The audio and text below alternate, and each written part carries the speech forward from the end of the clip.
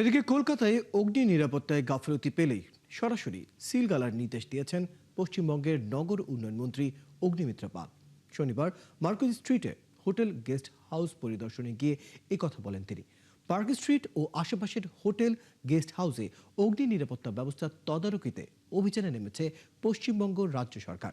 মির্জা গালিব স্ট্রিটে হোটেল শিখা ইনের মালিক বীরেশ্বর মিত্রকে শনিবার গ্রেফতার করেছে পুলিশ। গত মঙ্গলবার মধ্যরাতে এই হোটেলে অগ্নিকাণ্ডের পর ঝাড়খণ্ডে পালান তিনি। হোটেল বন্ধ থাকায় বিপাকে পড়েছেন চিকিৎসা ও ব্যবসায়িক কাজে কলকাতায় যাওয়া অনেক বাংলাদেশি।